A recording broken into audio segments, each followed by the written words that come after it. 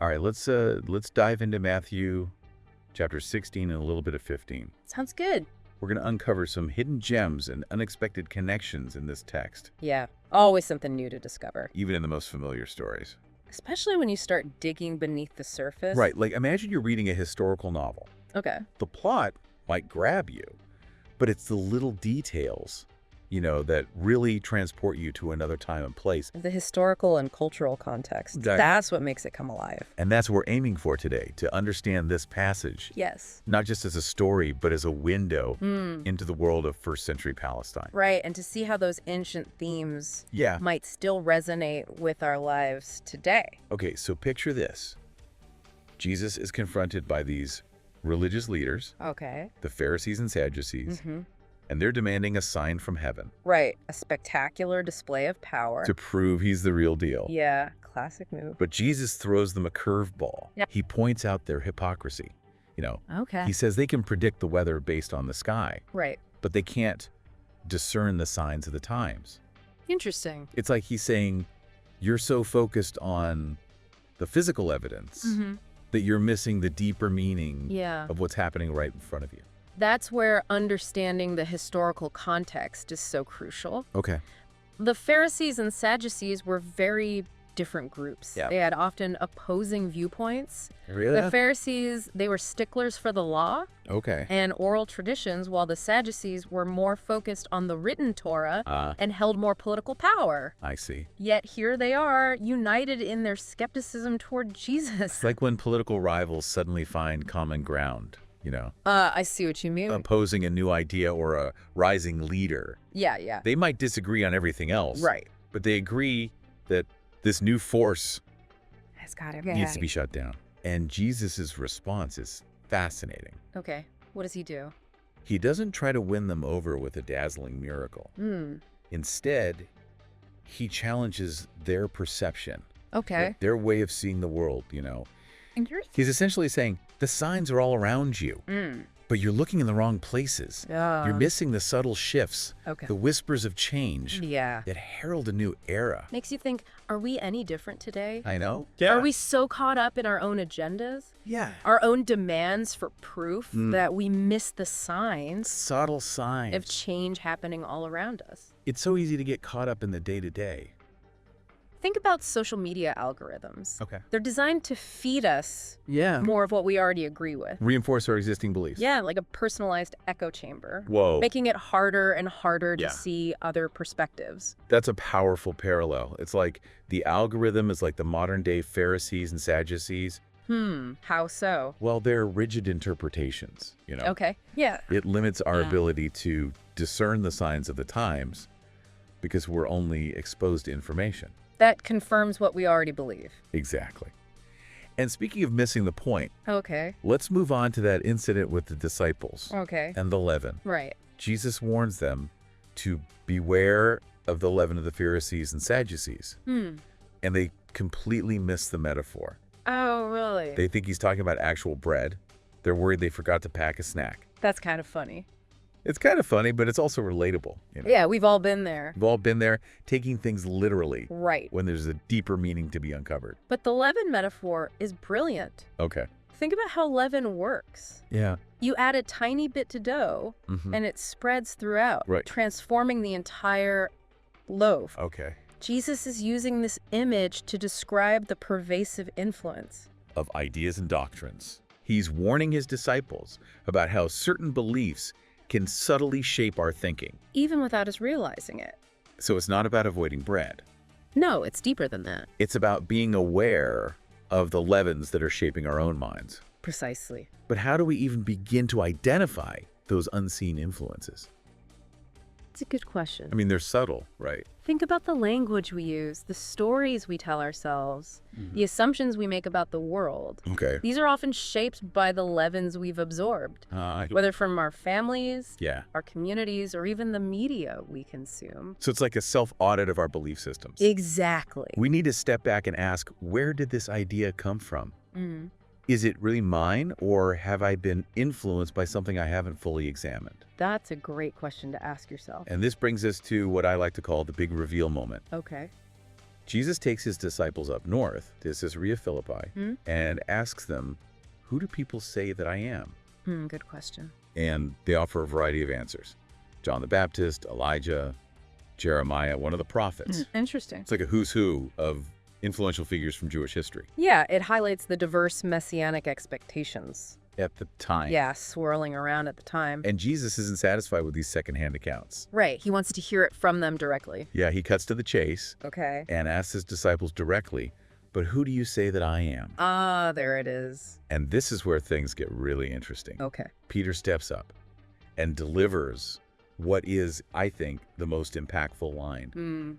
You are the Christ, the Son of the living God. Wow. Can we just pause for a second and appreciate the weight of that statement? It's a pivotal moment, a turning point in the story. I mean, to call Jesus the Christ is to claim that he's the long-awaited Messiah. The one who will fulfill the hopes and dreams of the Jewish people. And to call him the Son of the living God is to attribute to him a unique relationship with God. A divine status that sets him apart from all others. Exact. So Peter's declaration isn't just a compliment, it's a theological bombshell. It has huge implications. For everything that follows. Yeah, absolutely. And Jesus' response is equally significant. How so? He praises Peter for this revelation, saying it wasn't from human understanding, but divine inspiration. So Peter's tapped into something deeper. Yes. A deeper truth. A truth that transcends his own limited perspective. Exactly. Okay, so what happens next? Well, then Jesus drops another bombshell. Okay. He says, you are Peter, and upon this rock I will build my church. Wow. And the gates of hell shall not prevail against it. What's going on here? What's the significance of this rock imagery? That's where things get a little more complicated. Okay. There have been centuries of debate about what Jesus meant by this rock. Oh, really? Some believe he's referring to Peter himself. As the foundation of the church? Yes. Okay. Others believe he's referring to the truth of Peter's confession. About Jesus' identity? Yes, as the true foundation. So it's either about Peter as the leader or about the confession itself as the bedrock of faith. Right. Either way. It's a powerful image. Of strength and stability. Yeah. Jesus is essentially saying, this is the foundation upon which my community will be built, and it will stand strong against any opposition. Powerful words. But then he adds another layer of intrigue. Okay. He gives Peter the keys to the kingdom of heaven. The keys. Now, this sounds pretty awesome. I know, right? But what does it actually mean? It's a metaphor for authority and responsibility. Authority and responsibility. Yes. The keys symbolize the power to open and close. That grant access or deny it? Exactly. This imagery would have resonated with the early Christians. Who saw themselves as entrusted with the message of salvation. And the task of spreading the good news. Yes. So it's like Jesus is giving Peter a metaphorical key ring, you know. A key ring. I like that. Saying, you've got the power to unlock the doors to God's kingdom for others. Wow. What a responsibility. But hold on, because things are about to take a dramatic turn. Oh. Just when everything seems to be soaring high, Jesus reveals that he must go to Jerusalem to suffer and die. Oh, no. And Peter, understandably, is like, wait, what? Yeah, understandable. We just got to the good part. Right. We can't skip ahead to the tragic ending. It's a jarring shift in tone. It is. We go from this triumphant moment of revelation and affirmation to a stark prediction of suffering and sacrifice. And Peter's reaction is very human. Oh, absolutely. He doesn't want to accept this difficult truth. Yeah. He wants to protect Jesus from harm. It's like he's saying, no way, Lord, we just got to the good part. We can't skip ahead to the tragic ending. But Jesus' response to Peter is even more startling. Okay. He calls Peter Satan. Wow. And accuses him of savoring not the things that be of God, but those that be of men. Whoa, those are strong words. What's going on here? It highlights a crucial tension between human desires and the path of divine purpose. It's not simply that Peter is misunderstanding the situation. It's that his well-intentioned desire to protect Jesus is actually an obstacle to fulfilling God's plan. Ah, see. He's putting human logic and comfort above divine will. So it's not just about Peter being wrong. Right. It's about his perspective being limited by human concern. Or human concerns, exactly. He's thinking about what makes sense from a worldly point of view. Right. But he's failing to grasp the bigger picture. the divine plan that transcends human understanding. Exactly. And this raises an important question for us. What's that? Have we ever found ourselves in a similar situation Interesting question. where following a difficult path, a path of sacrifice or challenge, Yeah. felt at odds with what others expected of us? Or even what we ourselves desired. That is something to ponder. Especially considering what Jesus says next.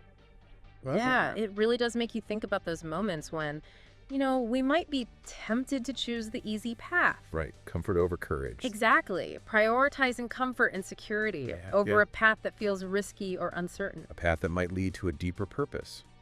Exactly. And I think that's why this passage resonates so deeply with people from all walks of life. Yeah, it does. It speaks to this fundamental human struggle, That tension between self-preservation and longing for something more. Yeah, something that transcends our individual needs and desires. It's like that C.S. Lewis quote. Oh, yeah. Which one?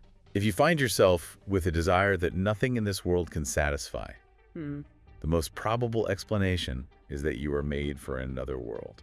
I love that quote. Me too. So true. And I think this passage from Matthew taps into that very desire. Yeah, that longing for a deeper purpose. A life that's aligned with something bigger than ourselves. Absolutely. Okay, so let's get back to what Jesus says next.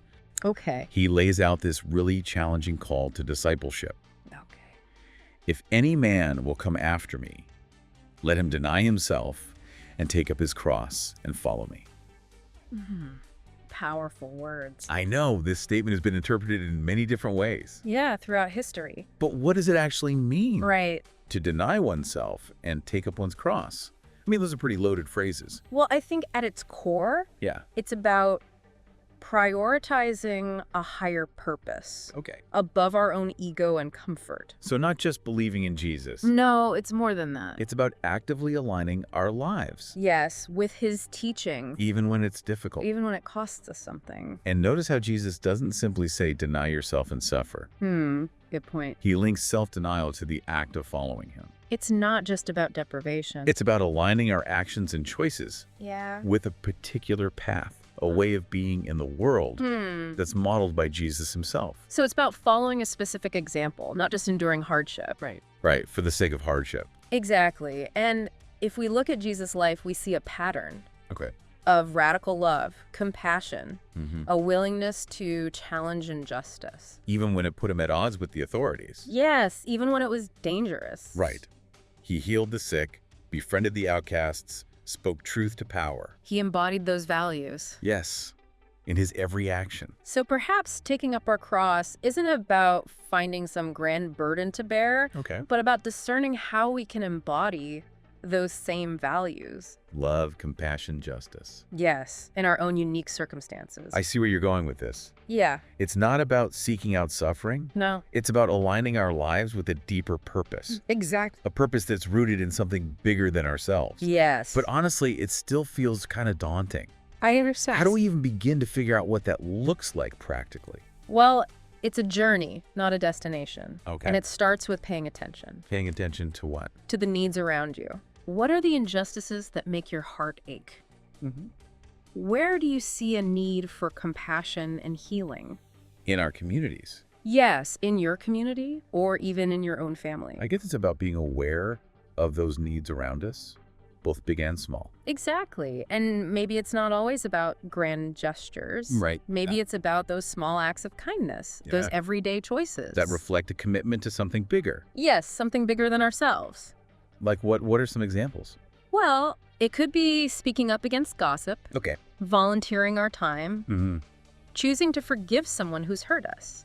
So the cross could be something as simple as choosing kindness over convenience. Yes, or standing up for what's right, even when it's uncomfortable. It's about cultivating a mindset of service, Yes, of putting others' needs before our own. even in those seemingly insignificant moments. And that is the essence of what Jesus is calling us to. I believe so. And in doing so, maybe we discover that we're not simply losing our lives, Right. but rather finding a more authentic, meaningful way of living. Just like Jesus was talking about. Exactly.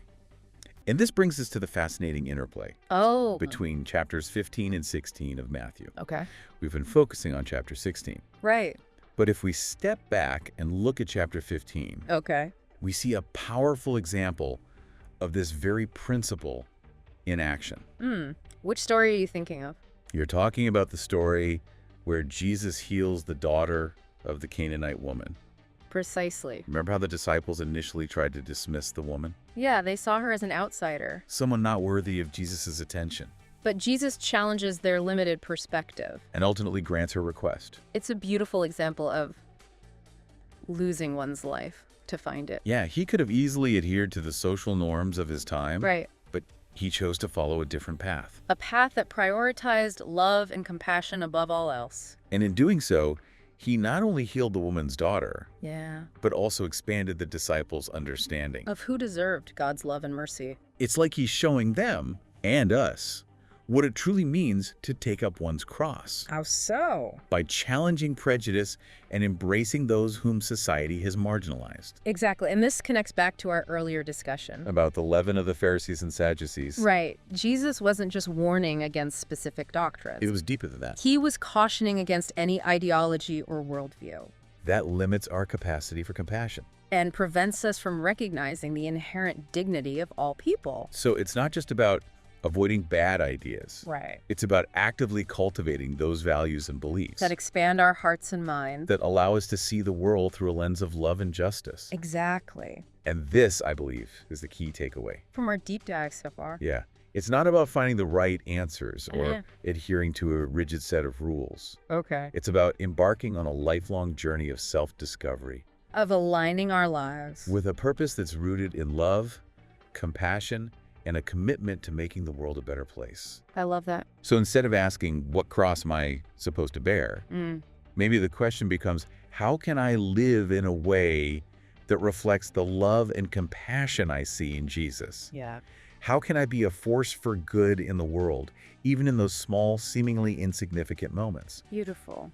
It's really amazing how these ideas of sacrifice and discipleship play out in this passage. That should really gets you thinking.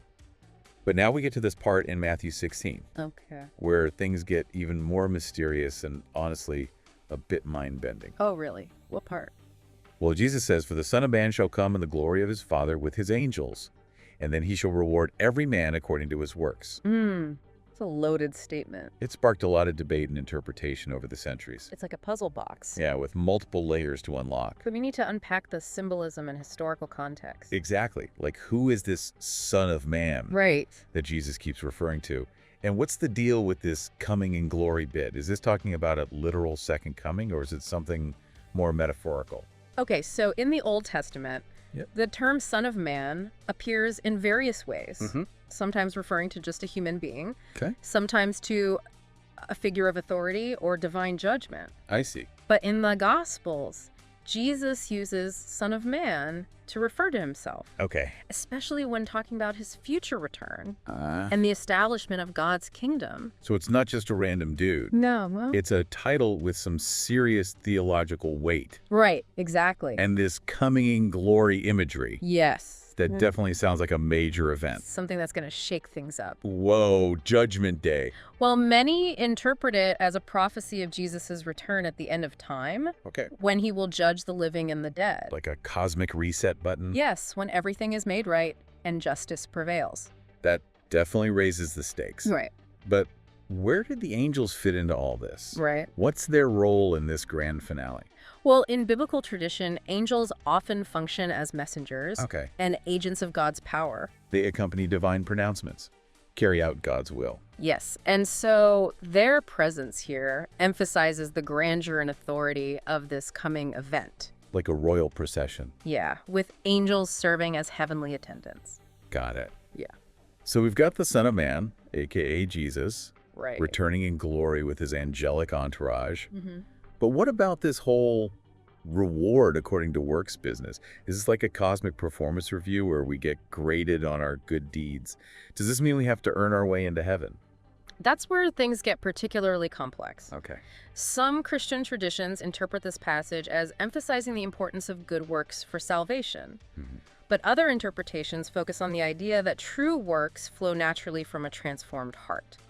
So it's not about racking up brownie points, but about living a life that reflects our inner transformation. Kind of like how we were talking earlier about actions aligning with a deeper purpose. Precisely. It's not about external actions alone, Okay. What about the motivation and intention behind those actions? So true righteousness isn't something we achieve through gritted teeth and forced effort. It's a fruit that grows naturally from a life rooted in love. And surrender to God's will. Exactly. That makes a lot more sense. Yeah. It's not about checking off boxes on some cosmic to-do list. No. But about allowing our actions to flow from a place of genuine love and compassion. Exactly. Now, hold on, there's one more piece of this puzzle that's super intriguing. Okay. Jesus says, "Verily I say unto you, there be some standing here, which shall not taste of death, till they see the Son of Man coming in his kingdom." Interesting. What's that all about?